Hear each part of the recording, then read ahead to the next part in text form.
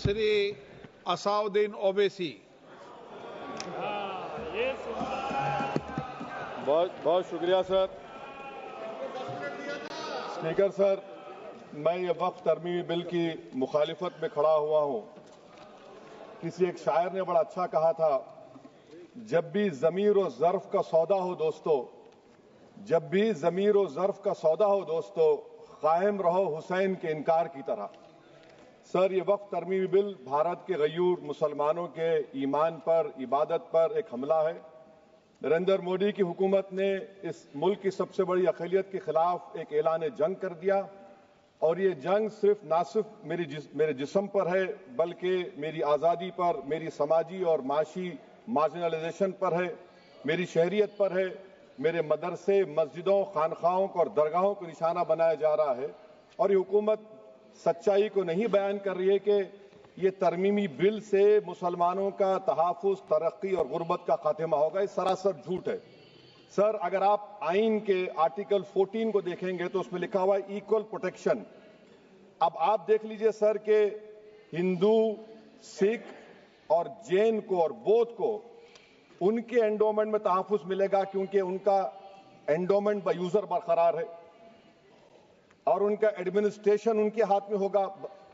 कि गैर हिंदू या गैर उनके मजहब का आदमी दान भी दे सकता है उनके लिए, और एंडोमेंट बोर्ड का तहफ़्फ़ुज़ भी मिलेगा, क्योंकि उसके ऊपर ओवरराइडिंग क्लॉज अप्लाई नहीं होगा, लिमिटेशन का कानून उस पर अप्लाई नहीं होगा। उसके बरक्स ऑपोजिट आप देख लीजिए, मुस्लिम वक्फ को वक्फ बाय यूजर निकाल दिया गया। एक मुस्लिम वक्फ की जायदाद पर कब्जा होगा, लिमिटेशन लगेगा तो जो एनक्रोचर है, जो खाबिज है, वो रातों रात मालिक बन जाएगा और एक गैर मुस्लिम वक्फ बोर्ड को एडमिनिस्टर करेगा। ये आर्टिकल 14 के इक्वल प्रोटेक्शन का वायलेशन। अब आर्टिकल 14 में सर इक्वालिटी बिफोर लॉ भी है, और उसका कैसा वायलेशन हो रहा है कि कोई आर्बिट्ररी स्टेप नहीं ले सकता और कोई भी ऑफिशियल किसी भी तरीके से गलत आर्बिट्ररी फैसला नहीं लगा। यहां पर आप एक डेजिग्नेटेड ऑफिसर को रखकर वो फैसला लेगा कि ये जायदाद वक्फ की है, गवर्नमेंट की है। क्या ये प्रिंसिपल्स ऑफ नेचुरल के खिलाफ नहीं है, जिसका तकर्रुर एग्जीक्यूटिव करती है? ये हमारे theory of separation of powers, Bharat के आइन का बेसिक स्ट्रक्चर का हिस्सा है। क्या इसका वायलेशन नहीं है? सर, आर्टिकल 25 का वायलेशन कैसे है कि आप मुसलमानों से वक्फ यूजर छीन रहे हैं और फिर आप कर्ब कर रहे हैं वक्फ औलाद को, मगर वहीं पर दूसरे धर्म के मानने वालों को उनके मजहब पर चलने की पूरी इजाजत है। लफ्ज जो आर्टिकल 25 में इस्तेमाल हुआ सर, वो इक्वली एंटाइटल्ड, यहां पर मुसलमानों के इक्वल एंटाइटल्ड नहीं हो रहा। अभी हम गृह मंत्री का, वजीर दाखिला का यहां पर उनका हमने तकरीर सुनी, यहां पर वो ये कहते हैं, वजीर दाखिला, शायद वो कटमुल्ला की जबान ना कह दें, वजीर दाखिला कहने पर वजीर दाखिला ने अपने बयान में कहा कि बोर्ड और काउंसिल जो होगा वो माने वक्फ इस्लाम से अलग है। सर, अगर ये बात सच है आपकी, तो फिर आपको यह कानून बनाने की जरूरत ही नहीं है। आप एक नॉन स्टैट्यूटरी बॉडी बना दीजिए। ये जो कानून बन रहा है ना सर, ये आर्टिकल 26 इसका सोर्स है, और आर्टिकल 26 जब इसका सोर्स है तो आर्टिकल 26 का ABCD क्या कहता है कि रिलीजियस डिनोमिनेशन को अपने मजहब के अफेयर्स खुद चलाना, मूवेबल इमूवेबल प्रॉपर्टी को लेना और एडमिनिस्टर करना। जब हिंदू धर्म को, बौद्ध धर्म को, सिखों को यह राइट दिया गया है, तो आप कैसे मुसलमानों से छीन रहे हैं? तो ये आर्टिकल 26 का ग्रेव वायलेशन है। तो सर, अब वक्फ बाय यूजर का मामला देखिए, मिनिस्टर साहब ने कहा कि एंक्रोचमेंट हो रहा है, 17,000 एंक्रोचमेंट हुए हैं। तो यही नरेंद्र मोदी की हुकूमत ने 2014 में उस वक्त के मंत्री ने एक Waqf properties eviction of unauthorised occupants bill को इंट्रोड्यूस किया। आपने विड्रॉ कर लिया 2024 में उसको। क्यों विड्रॉ किया सर आपने? जब आप मान रहे थे कि एंक्रोचमेंट हो रहा है तो आपने बिल को विड्रॉ कर लिया। अच्छा सर, अब वक्फ बाय यूजर को आपने निकाल दिया, माने कंडीशन क्या लगाए कि अगर उसमें डिस्प्यूट होगा और गवर्नमेंट प्रॉपर्टी होगी। सर, डिस्प्यूट तो है। मिसाल के तौर पर मोहिबुल्ला साहब जिस मस्जिद के इमाम है, पार्लियामेंट के सामने मस्जिद है सर, 123 प्रॉपर्टीज में मस्जिद है, डिस्प्यूट चल रहा है। कल कलेक्टर या डिस्ट्रिक्ट ऑफिसर बोलेगा कि भाई साहब ये गवर्नमेंट प्रॉपर्टी है, स्टिकर लगा दिया जाएगा, मस्जिद बंद गवर्नमेंट प्रॉपर्टी हो गई, होगी ना सर। अब ये बताइए, आप जब से यहां पर पूरे बीजेपी रूलिंग पार्टी हमको ज्ञान दे रहे हैं कुछ नहीं होगा, कुछ नहीं होगा, मैं दलील के साथ बता रहा हूं आपको। ये मस्जिद दिल्ली गवर्नमेंट बोलती हमारी है, वक्फ दिल्ली वक्फ बोलता हमारी है, तो सर वक्फ बाय यूजर, अगर मैं अपनी गवर्नमेंट के खिलाफ वक्फ बोर्ड वक्फ बाय यूजर इस्तेमाल नहीं करेगा तो क्या है सर। अच्छा, ये अमेंडमेंट जब हो जाएगा तो मुझे कहने दीजिए सर, सिर्फ प्राचीन मंदिरों की हिफाजत होगी, मस्जिदों की नहीं होगी। अब सर आप आ जाइए, अगर डिस्प्यूट मेरा एंशिएंट मॉन्यूमेंट से वक्फ का, एक मिसाल दे रहा हूं, दिल्ली में 172 वक्फ प्रॉपर्टीज एएसआई कंट्रोल में है, मैं तो हार ही गया वो, क्योंकि मेरे पास डॉक्यूमेंट नहीं है। आप कह रहे हैं कि डॉक्यूमेंट चढ़ाओ, अगर मेरा गवर्नमेंट से डिस्प्यूट चल रहा है मैं तो क्लेम ही नहीं कर सकता, क्योंकि आप जज बनेंगे, आप ही फैसला करेंगे, और जब तक आप फैसला नहीं करते वो वक्फ की प्रॉपर्टी नहीं होगी। वो प्रोविजन डाल दिया आपने। अच्छा, अगर मेरा डिस्प्यूट एंक्रोचर से होगा सर, तो एंक्रोचर में तो आपने तो 107 को डिलीट कर दिया, आप रातों रात खाबिज को, एंक्रोचर को मालिक बना रहे हैं। सर मैं ये पूछना चाहता हूं आपके जरिए हुकूमत से, एक मुंबई में एक बहुत बड़े दौलतमंद है, खोजा बरादरी का यतीम खाना था, उन्होंने 2004 या 5 में 22 करोड़ में खरीद लिया। वो केस सुप्रीम कोर्ट में कि आप उनको मालिक बनाना चाहती है लिमिटेशन एक्ट अप्लाई करके, हमको बताइए, हम जानना चाह रहे हैं। और सच्चर कमेटी ने सर 2007 में कहा कि दिल्ली के 123 प्रॉपर्टीज की मार्केट वैल्यू 6000 करोड़ की। आज हम 2025 में आ गए, क्यों आप उन प्रॉपर्टीज के खिलाफ पड़े हुए?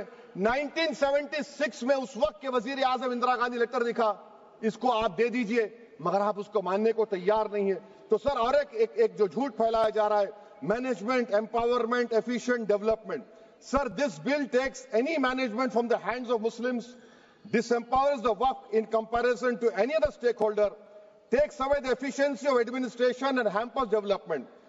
Waqf disempowerment in the name of efficiency, inefficiency is being created. The progress of development from pre-independence till today is sought to be destroyed. Sir अभी हमारे होम मिनिस्टर साहब ने फजल पुकाया केस का जिक्र किया। सर मैं आपसे गुजारिश करूंगा कि होम मिनिस्टर जरा अच्छे लोगों को रखकर इंफॉर्मेशन ले। फजल पुकाया का ऑबिटर क्या है? इट इज ऑबिटर, वो रेशियो डिसेंडेंटाई नहीं है जो आपने कहा है। अच्छा सर, शेड्यूल ट्राइब के बारे में कहा, क्या शेड्यूल ट्राइब में मुसलमान नहीं होते? शेड्यूल कास्ट में नहीं होता मुसलमान, शेड्यूल ट्राइब में मुसलमान होता। तो क्या आर्टिकल 25 मेरा चला गया, आर्टिकल 26 चला गया, आर्टिकल 14 चला गया, 15 चला गया, 29 चला गया? लक्षद्वीप का एक मुसलमान एमपी है, क्या उसको राइट नहीं है क्योंकि ट्राइबल है? क्या कह रहे हैं आप? इस ऐवान को क्यों गुमराह कर रहे हैं आप शेड्यूल ट्राइब के नाम पर? सर और एक चीज जो आपको बता रहा हूं सर, अब आप जब आर्टिकल 26 से मेरा सोर्स है, तो आप सेंट्रल वक्फ काउंसिल में 22 में से 10-11 आप नॉन मुस्लिम को बना सकते हैं, रिलीजन न्यूट्रल आपने कह दिया, और आप बनाएंगे, क्यों बनाएंगे आप? स्टेट वक्फ बोर्ड में 7 नॉन मुस्लिम होंगे और 4 मुसलमान, क्यों होंगे? क्योंकि आप लॉ में 95 में डायरेक्ट मैनेजमेंट में ले सकते हैं 5 साल के लिए। आप वक्फ बाय यूजर को आप कलेक्टर डिस्ट्रिक्ट ऑफिसर बोलेगा ये वक्फ की प्रॉपर्टी नहीं है, तो वो वक्फ बोर्ड खामोश बैठ जाएगा, कुछ एक्शन ही नहीं लगा, क्योंकि वो आपके प्यादे हैं। अच्छा, जब आप नॉमिनेट करेंगे सर मैं मोदी गवर्नमेंट के खिलाफ नो कॉन्फिडेंस ला सकता हूं, मगर वक्फ बोर्ड का चेयरमैन जो नॉमिनेट होगा उसके खिलाफ नो कॉन्फिडेंस नहीं ला सकते, हम बिल्कुल नहीं ला सकते। क्या मजाक है बताइए आप? ये डेमोक्रेसी है। नॉमिनेट भी स्टेट गवर्नमेंट करेगी, वो अगर डिक्टेटर बन जाएगा जैसा आज भारत में हो रहा है तो वो भी नहीं हटेगा। कम से कम यहां पर तो इलेक्शन है, वहां पर तो आप 5 साल झेलते रहो उसको। अच्छा सर, अब ये जो क्लॉज 11 और क्लॉज 9 आप 16AA से देखिए, where the qualification of the members of the board has been limited only to 3 categories contained in 14(1)(c). Intention is very clear that the majority is to be packed with non-Muslims. So who will defend my interests, sir? If I cannot depend on the state waqf board, central waqf council, which are going to comprise non-Muslims, this in itself is a clear violation of Article 26, 14 and 15, sir. अच्छा sir, CO पहले 95 act में था कि word मुस्लिम, आपने गायब कर दिया उसको। अरे आखिर क्यों इतनी नफरत है आपके लफ्ज मुसलमान से? अच्छा, फिर क्या कह रहे हैं आप कि ये भी आर्टिकल 26 का वायलेशन है। सब जितने हिंदू धर्म के प्रॉपर्टीज हैं, सिख धर्म के हैं, बौद्ध के हैं और आपके जैन के, वहां पर उन्हीं के मजहब का ऑफिसर होगा। और कहां पर नहीं होगा? वक्फ बोर्ड में। Waqf board is a pure religious institution, इसको समझने की जरूरत है। तो आप ये कर दे रहे हैं सर। अच्छा सर, आप देखिए, अब आप आ जाइए ये ट्राइब्यूनल पर। मुझे समझ में नहीं आया सर कि हमारे होम मिनिस्टर वजीर दाखिला ने क्या कह दिया कि 2013 का जो कानून है वो नहीं बनता तो हम नहीं लेके आते। मैं बड़े अदब के साथ उनसे पूछना चाह रहा हूं कि क्या उस वक्त राजनाथ सिंह साहब, अडवाणी साहब, हमारी लेट सुषमा स्वराज, ये बड़े बड़े नेता यहां बैठे थे? आपने यूनानिमस उस कानून को पास करवा दिया। कीर्ति आजाद थे उस वक्त, अब यहां बैठे हैं वो टीएमसी में। तो क्या आप गलत थे या वो गलत थे? हमको बता दीजिए, आप बता दीजिए। क्योंकि अगर अडवाणी आपके लिए बहुत बड़ा नेता है, मेरे लिए नहीं हो सकते, आपके लिए आपने पद्मश्री दिया उनको।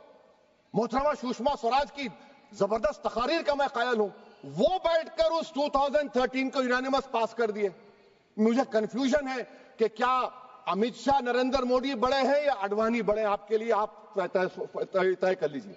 अच्छा सर, आपके tribunal sir, railway Clements tribunal, NGT tribunal, income tax, वैसे 14-15 ट्राइब्यूनल, हिंदू एंडोमेंट का ट्राइब्यूनल, सबका अपील नहीं होती, रिव्यू होता है।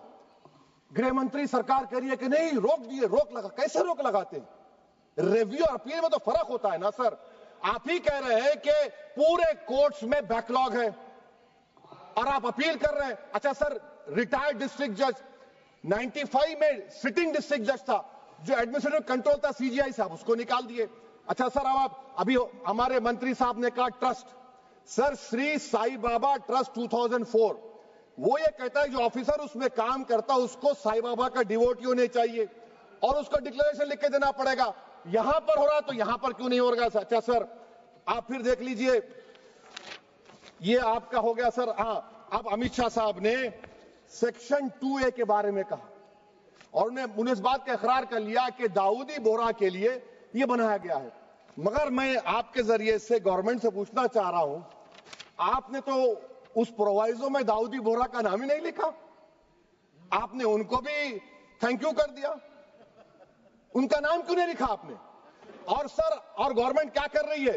आप मुस्लिम समाज में जो बेकार किस्म के लोग हैं उनको एक रास्ता बना रहे हैं, एग्जिट दिखा रहे हैं कि तुम्हें वक्त से बचना है तो तुम्हें ट्रस्ट बना लो। ये क्या कर रहे हैं सर आप? कम से कम उन दाऊदी बोहरा को आप दे देते। अच्छा sir, clause 3V section 36 clause 18 देख लीजिए। Oral Waqf, oral appointment has sought to be discontinued even though it is recognized practice in Islam. Muslim personal law has recognized oral waqf and 1937 Shariat Application Act. Sir, आप clause 3(9) पर आ जाइए। 5 साल के लिए मुसलमान। मैं किरण रिजिजू से पूछना चाहता हूं, सर दाढ़ी रखे तो मुसलमान प्रैक्टिसिंग है या क्लीन शेव आपकी तरह है? तो बताइए हमको, प्रैक्टिसिंग क्या होगा? अच्छा, किसी को पकड़ के मॉब लिंच कर दिया और बोले कि JSR का नारा लगाया, और वो JSR का नारा लगाया तो क्या मुसलमान रहेगा? नहीं रहेगा। या फिर देश के प्रधानमंत्री ने कहा था कपड़े देखकर पहचानो, तो क्या कपड़े देखकर आप कह देंगे? अच्छा, अगर कोई क्रिश्चियन हिंदू धर्म कबूल करता है तो क्या वो मंदिर को नहीं दे सकता प्रॉपर्टी? फिर भारत के संविधान में आर्टिकल 300 क्यों है सर? राइट टू इक्वालिटी क्यों है? फ्रीडम ऑफ रिलीजन क्यों है? 5 साल कहां से लाएंगे? अच्छा सर, और एक चीज सर, और एक चीज मैं आपको बोल के खत्म कर दूंगा सर। इस बिल में वक्फ औलाद का सर, इसमें आप देखिए clause 4(3)(2), the creation of waqf al-awlad shall not result in denial of inherent rights to heirs, including women heirs or the waqif or any other right of person. Sir, ये article 25 का violation है, शरीयत application act 37 का violation, article 300A का violation है। अच्छा, हिंदू धर्म में सेल्फ एक्वायर्ड प्रॉपर्टी को एक हिंदू, अब उसके फर्ज के 2 बच्चे हैं, वो एक को अपनी पूरी दौलत दे सकता है, कोई रोक टोक नहीं है। वो कहेगा नहीं मैं घर के बच्चों को नहीं दूंगा, मोहल्ले के गरीब को दे दूंगा, वो भी कोई रोक टोक नहीं है। वहां पर आपको बच्चों की फिक्र नहीं है। जब मैं अपनी प्रॉपर्टी को अल्लाह को नालिक बनाकर दे रहा हूं, आप कह रहे बच्चों की फिक्र नहीं है। इतनी मोहब्बत आप बिल्किस बानो से दिखा देते तो आपके लिए दुआएं देती आपके लिए। तो सर आप दूसरी बात आप देख लीजिए सर, आखिरी बात कहकर मैं अपनी बात को मुकम्मल कर रहा हूं सर। नहीं मुकम्मल कर रहा हूं, स्पीकर साहब बहुत टाइम दे दिए। सर आप देखिए इसमें अमित शाह साहब बोले कि इतनी प्रॉपर्टीज का कब्जा हुआ, चोरी हुई, ये हुआ। सर क्लॉज 2652A सेक्शन, अगर कोई प्रॉपर्टी बेचता है 2 साल की सजा थी, आपने क्या कर दिया, उसको 6 महीने कर दिया। नॉन बेलेबल था, आपने बेलेबल कर दिया। सेक्शन 40 की बात करते हैं, सेक्शन 40 में सर हमको जो ज्वाइंट वर्किंग कमेटी का जो नोट्स दिए, उसमें मिनिस्ट्री ऑफ माइनॉरिटी अफेयर्स ने कहा कि 30 साल में 515 केसेस सेक्शन 40 के और सिर्फ 8 लोग कोर्ट को गए। वक्फ यूजर का कानून तेलंगाना आंध्रा में है, सेक्शन 40 का कानून तमिलनाडु 63 है, आंध्र प्रदेश में 43 है। और सर आप डायरेक्शन दे रहे हैं, अच्छा क्लॉज 4218B देखिए सर, आप रूल बना रहे हैं, कोऑपरेटिव फेडरलिज्म के खिलाफ है, इतना रूल बना रहे हैं। और आखिर में सर मैं आपको बताना चाह रहा हूं स्पीकर साहब, ये बिल का मकसद सिर्फ मुसलमानों को जलील और रुस्वा करना है, मुसलमानों को दूसरे दर्जे का शहरी बनाने का इनका मकसद है। सर अगर आप हिस्ट्री को पढ़ेंगे तो महात्मा गांधी उस वक्त के व्हाइट अफ्रीका में सफेद फार्म अफ्रीका के कानून को महात्मा गांधी ने कहा था कि ये मेरा कॉन्शियंस इसको मानता नहीं है, मैं इस कानून को कबूल नहीं करता हूं। तो महात्मा गांधी ने क्या किया, उन्होंने उस कानून को फाड़ दिया। तो मैं गांधी की तरह इस कानून को फाड़ता हूं। ये अनकॉन्स्टिट्यूशनल है सर। इस देश में झगड़े पैदा करने का काम बीजेपी करना चाहती है मस्जिद और मंदिर के नाम पर, इसीलिए मैं इसका कंडेम करता हूं। और मैं आपसे गुजारिश करता हूं कि मैंने अपने 10 अमेंडमेंट दी हैं, आप इसको कबूल करिए सर, मुझे बोलने का मौका दीजिए और उस पर डिवीजन का मैं डिमांड भी करूंगा। Thank you sir. सभापति महोदय, हम ही को कातिल कहेगी दुनिया, हमारा ही कत्लेआम होगा। हम ही कुएं खोदते फिरेंगे, हम ही पे पानी हराम होगा। सभापति महोदय, सन 1947 में दिल्ली की जामा मस्जिद की तारीखी सीढ़ियों पर खड़े होकर के भारत रत्न मौलाना अबुल कलाम आजाद साहब ने कहा था कि मुसलमानों कहां जा रहे हो, यह है तुम्हारा मुल्क, यहां तुम्हारे आबाओ अजदाद की कब्रें हैं। उस वक्त मौलाना आजाद की ये सदाएं सुन करके लोगों ने अपने सरों की गठरियां उतार करके रख दी थी। आज उसी दिल्ली में मौजूद देश की संसद में एक बिल आया है जो हमसे उसी जामा मस्जिद की सीढ़ियों के सबूत मांगेगा, जो उन्हीं सीढ़ियों के पास अपनी कब्र में सोए हुए मौलाना आजाद को फिर से कब्र से सदा देनी पड़ेगी कि ये जो कब्र है वो मेरी कब्र है, ये किसी सरकार की जागीर नहीं है। सभापति महोदय, मैं जहां खड़ा हूं इसी संसद भवन के सामने सड़क के उस पार अपनी कब्र में सोए हुए भारत के पूर्व राष्ट्रपति फखरुद्दीन अली अहमद की कब्र है। शायद अब उस कब्र से भी सदाएं आए कि ये कब्र मेरी कब्र है, ये सरकार की जागीर नहीं है।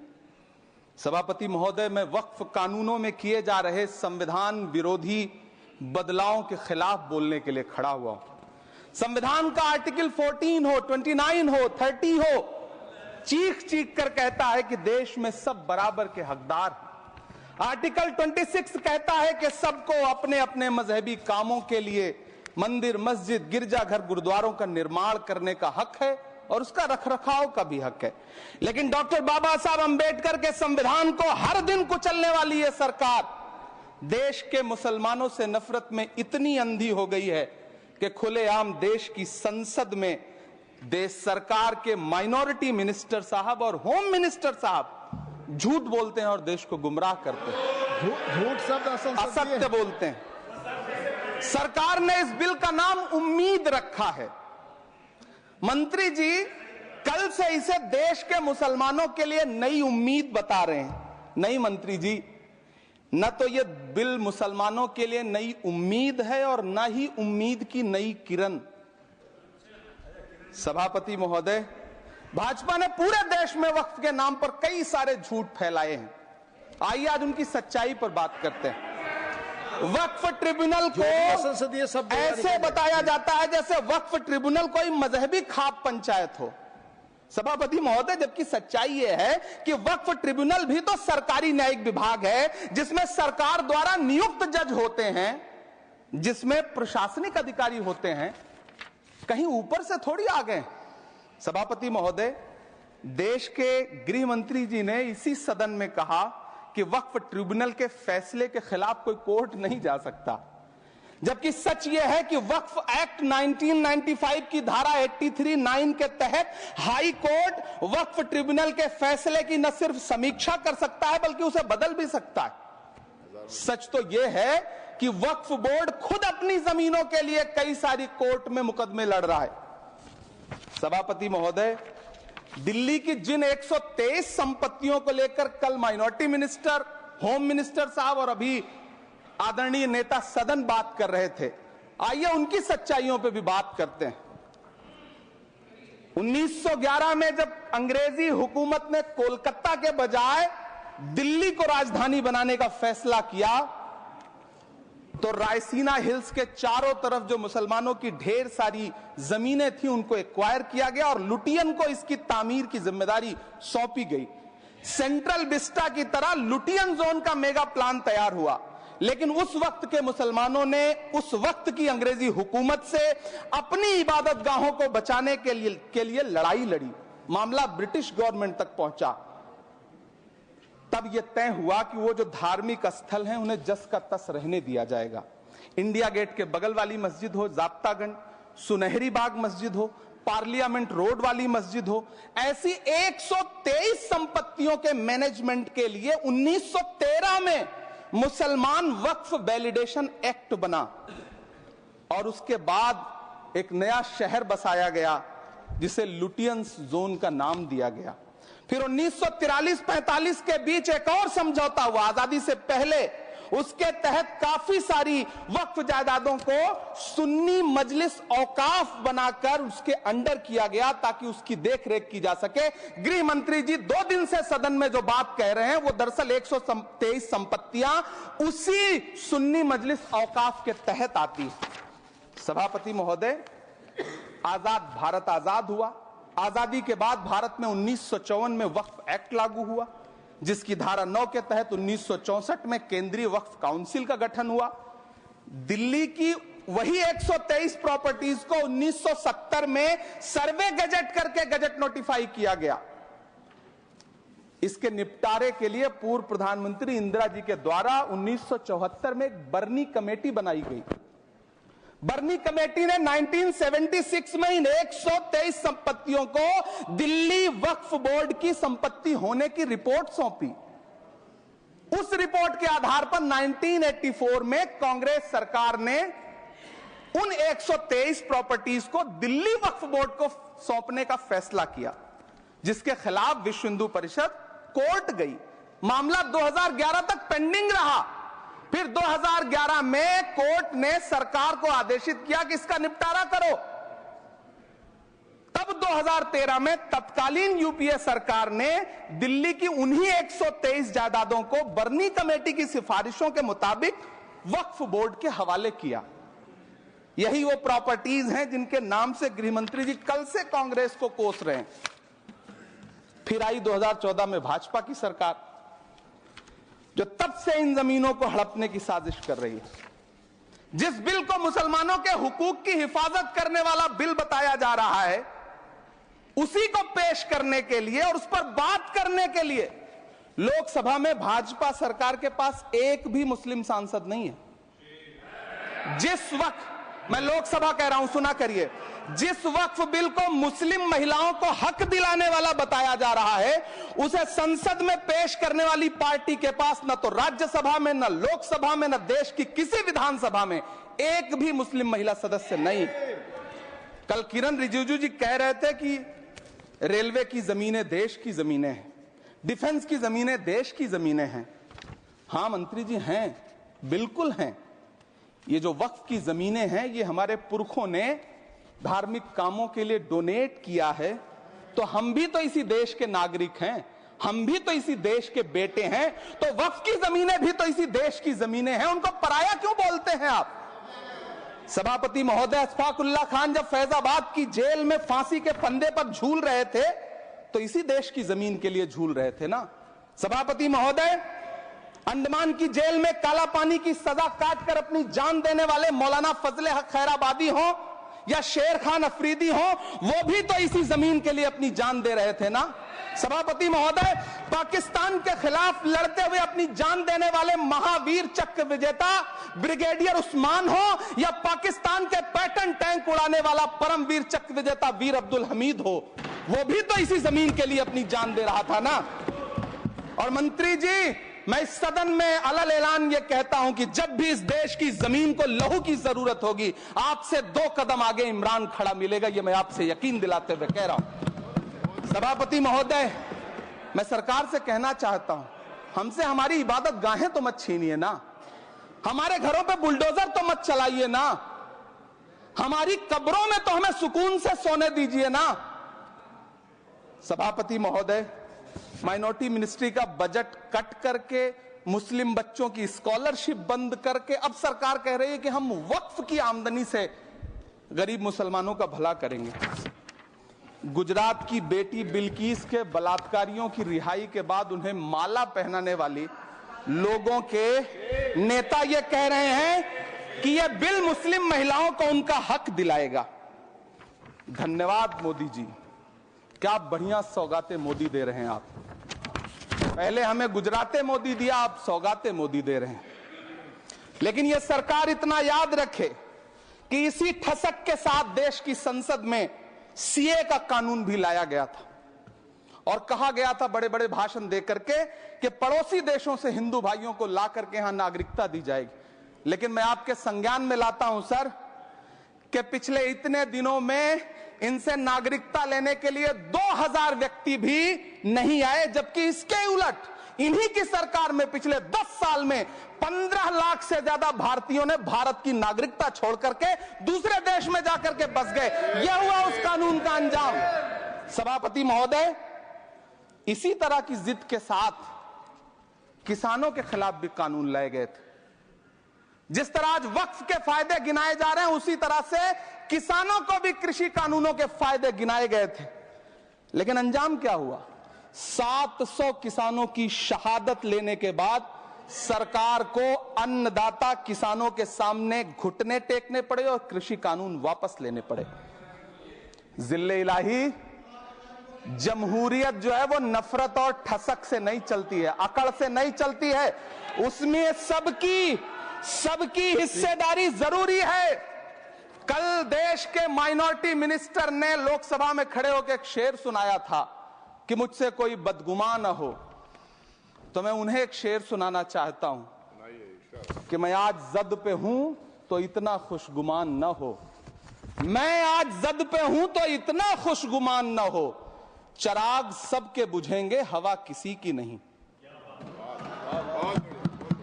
नीतीश कुमार जी हो, चंद्रबाबू नायडू जी हो, चिराग पासवान जी हो, जयंत चौधरी जी हो, देवे गौड़ा जी हो, जीतन राम मांझी जी हो, सबको समझना पड़ेगा कि जब जंगल में आग लगती है तो न वो बरगद बचते हैं जो हवा को आंधी में तब्दील करते हैं, न वो बांस बचते हैं जो आपसी रगड़ से चिंगारी पैदा करते हैं। सभापति महोदय, जब देश को मनमोहन सिंह साहब जैसा काबिल प्रधानमंत्री मिलता है तो देश को आरटीआई जैसा एक्ट मिलता है, सेज जैसा एक्ट मिलता है, मनरेगा जैसा एक्ट मिलता है, लिबरलाइजेशन मिलता है, राइट टू एजुकेशन मिलता है, नेशनल फूड सिक्योरिटी एक्ट मिलता है। लेकिन जब देश को सौगातें मोदी मिलती है तो क्या मिलता है? सीए मिलता है, फॉर्म्स लॉ मिलता है, आर्टिकल 370 मिलता है, इलेक्टोरल बॉन्ड जैसा एक्ट मिलता है और वक्फ अमेंडमेंट एक्ट जैसे बिल देश को मिलते हैं।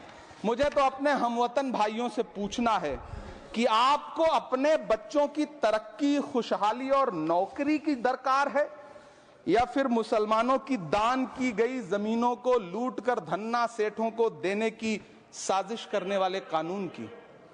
सभापति महोदय, यह सरकार रात के 3 बजे तक पूरे देश को जगा करके संसद में अपने ही नागरिकों को नीचा दिखाने के लिए वक्फ बिल ला रही थी, तो उधर रात के 1:30 बजे अमेरिका हम पर 26% टैरिफ लगा रहा था। सरकार की प्राथमिकताएं देश को पता। सभापति महोदय, मैं बहुत भावुक हूं आज, और मुझे अच्छा लगा कि आदरणीय नेता सदन जगत प्रकाश नड्डा जी ने बहुत अच्छी बातें भी की, मन से बातें की। क्योंकि उनके नाम में प्रकाश जुड़ा है तो मैं उनमें हमेशा एक रोशनी की किरण देखता हूं। मैं उनके सामने बहुत अदब से ये बात कहना चाहता हूं कि चरागों के सफर में दबदबा हो आंधियों का तो फिर अंजाम जुल्मत के सिवा कुछ भी नहीं होगा। ये दुनिया नफरतों के आखिरी स्टेज पर है, इलाज इसका मोहब्बत के सिवा कुछ भी नहीं होगा। मैं भावुक हूं, मेरी पलकें गीली हैं। अगर देश की एक बहुत बड़ी आबादी को लगता है कि आप उसका भला करने के लिए नहीं बल्कि उनकी इबादतगाहों, उनकी कब्रिस्तानों, उनकी खानकाहों को बर्बाद करने का बिल ला रहे हैं, तो फिर आप अगर समझाने में नाकामयाब रहे हैं तो यह आपकी नाकामयाबी है। पहले समझाइए, उसके बाद कोई बिल लेकर के आइए, तब शायद हम आपका इतनी पुरजोर तरीके से विरोध ना करें। लेकिन सभापति महोदय, मैं अंत में सिर्फ इतना कहना चाहता हूं कि इस बिल में जो भी पॉइंट्स दिए गए हैं, बॉम्सी पोर्टल देख लीजिए, सरकार का झूठ आपको पकड़ में आ जाएगा। हम डरे नहीं हैं, हम सिर्फ सरकार से अपील कर रहे हैं कि हमें अपना समझिए। हम आपके अपने हैं, इस देश के नागरिक हैं और आप ताकत में हैं। संख्या बल के आधार पर बिल हो सकता है आप पास करा ले, लेकिन आपको यह बात समझनी पड़ेगी कि हम तो वो तारीख हैं, जहनों में रहना है जिसे, कागजी पुर्जे नहीं जो फाड़ डाले जाएंगे। जिस जमीन पर मैं खड़ा हूं ये मेरी पहचान है। आप आंधी हैं तो क्या मुझको उड़ा ले जाएंगे? आपको यह बात समझनी पड़ेगी।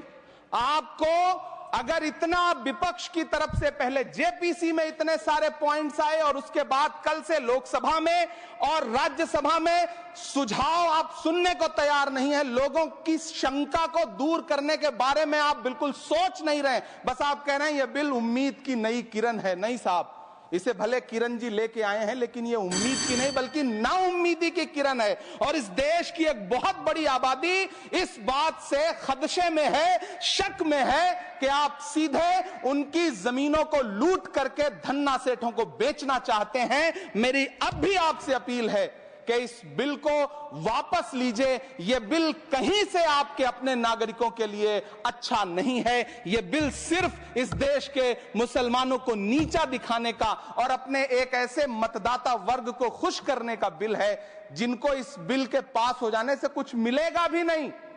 लेकिन आप एक नैरेटिव देना चाहते हैं, एक मैसेज देना चाहते हैं। मेरी आपसे अपील है कि कृपया ये जो सबका साथ सबका विकास का नारा है, इस नारे को रत्ती भर तो चरित्रार्थ कर दीजिए।